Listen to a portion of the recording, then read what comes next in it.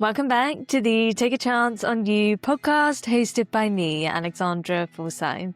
I am back from London Tech Week, and I can't wait to dive into some of the topical trends, the people that I spoke to, the speakers that I listened to, everything from AI, robotics, quantum, but also thinking about the human side. So let's dive in. I want to give a big shout out to the podcast show. I spoke a couple of weeks ago in May in London about dreaming big, not waiting for permission, launching a podcast before you even think you're ready, how to combat loneliness, how to think about community. Some of the questions that the audience asked me were how to show up and merge your podcast and personal brand together.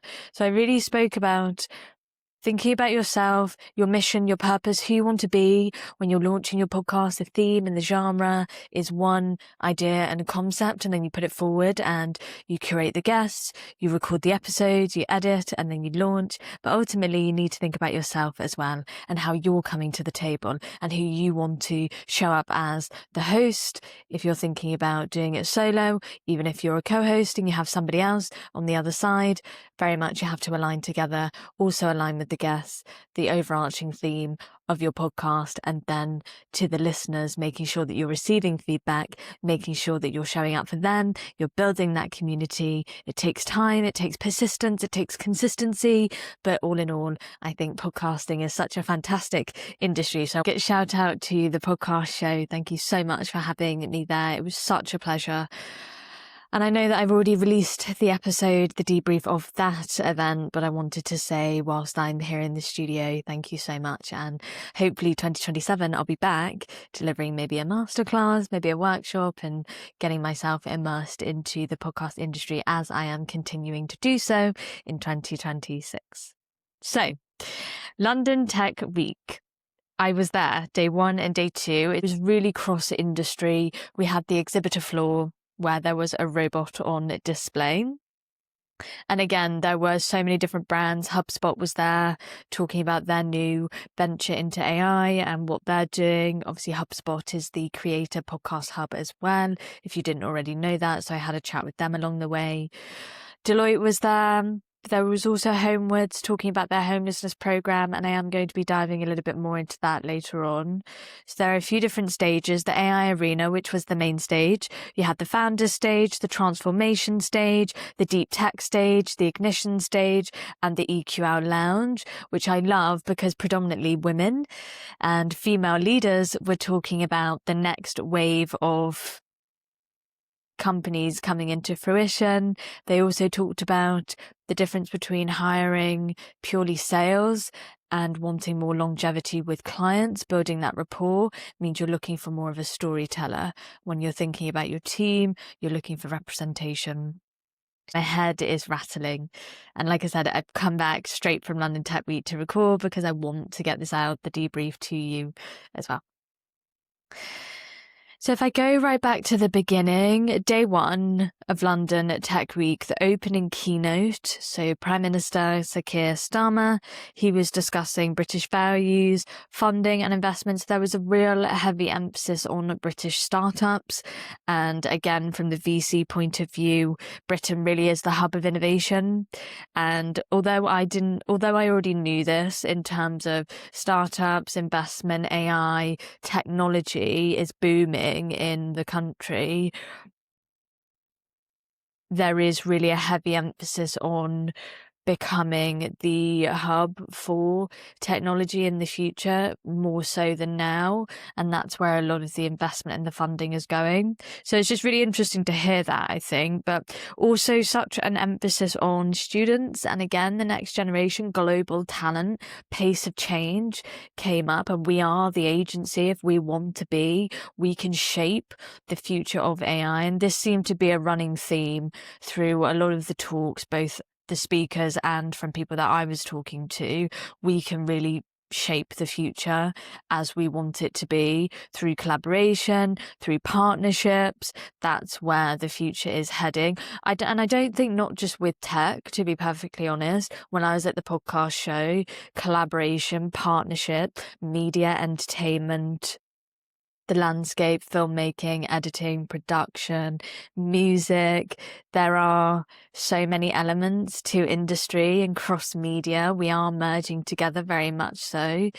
Taking myself out of the equation for a second, the World Cup very much is right around the corner, and we're seeing sports merging with TV, merging with streaming platforms, merging with brands. So we really are in a space where anything's possible, I think, and definitely from that technology standpoint, that's what I heard at London Tech Week. Anything is possible.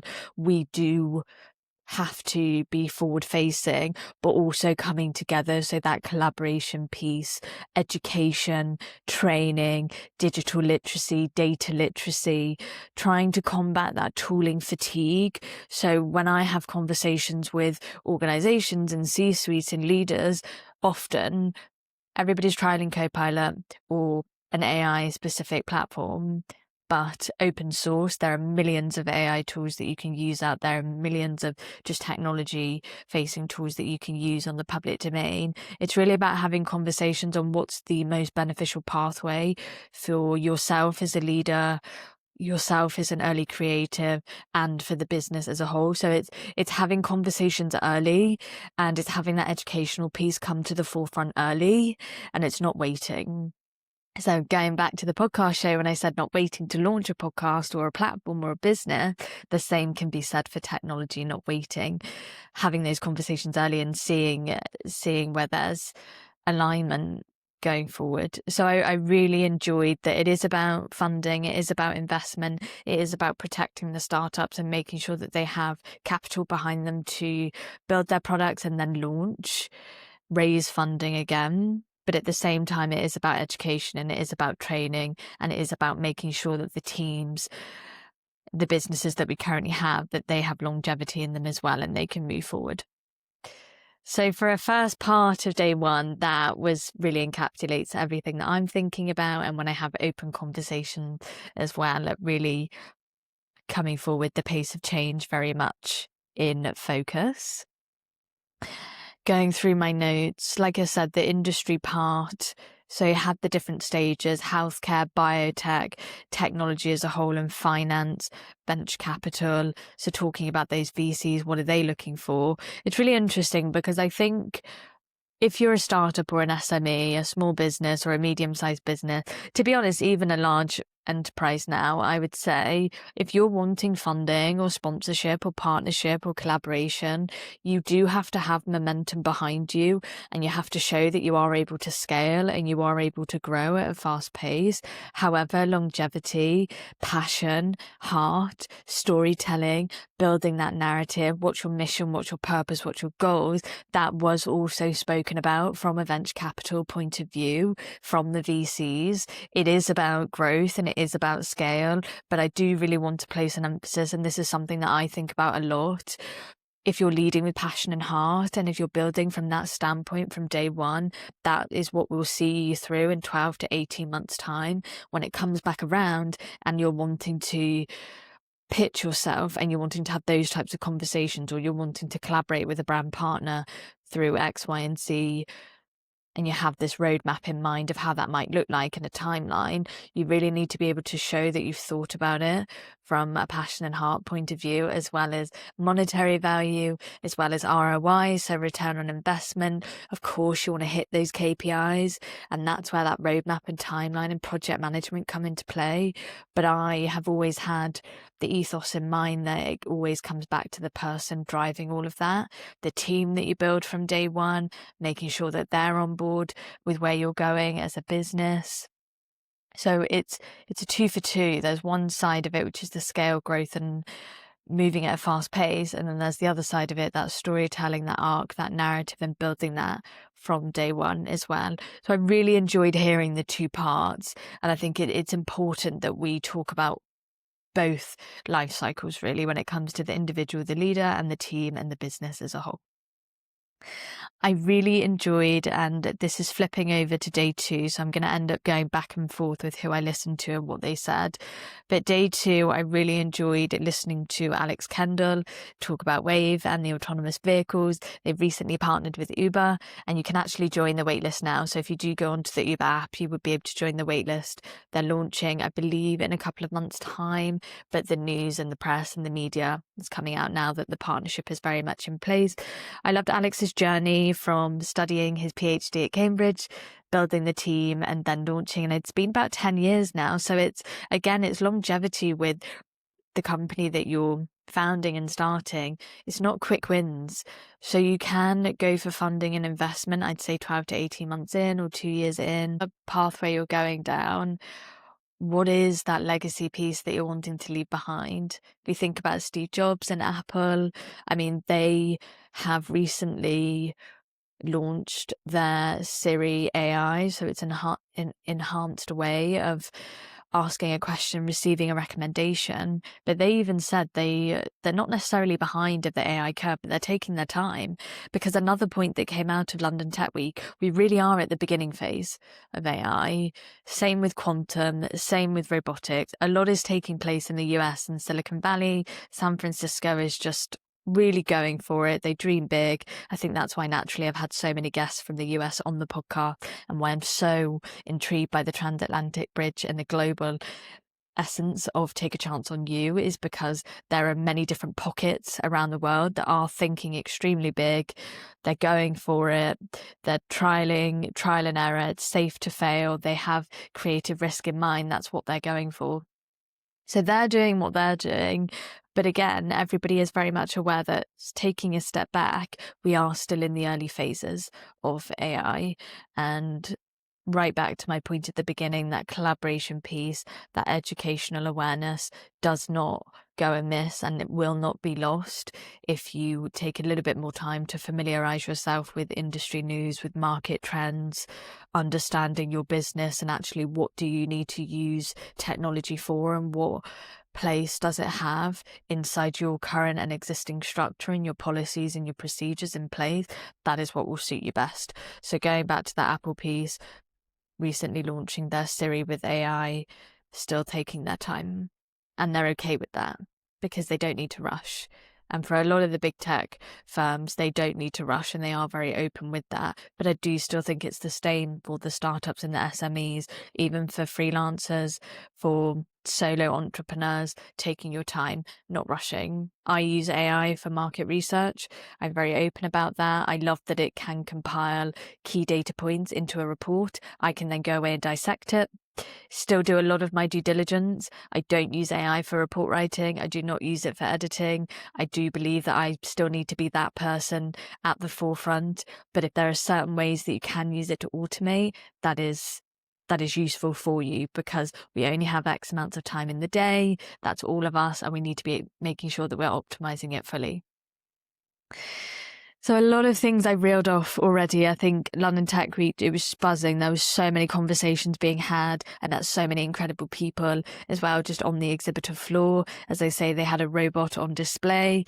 So that leads me on to Homewards, which is the Prince and Princess of Wales homeless programme. Is running for 5 years from 2023 to 2028. They had a gorgeous stand on display. They had a spinning wheel which looks at the different ways that you can prevent homelessness at the beginning of the journey rather than at the end through predictive analysis. They've recently partnered with LandAid and Salesforce, and I've got a big smile on my face for the listeners who are tuning in audio, and then video you can see that I'm smiling. Because I have done a lot of volunteering in the past with charities, with Crisis in particular. So a big shout out to Crisis. I've volunteered for a couple of years during Christmas time.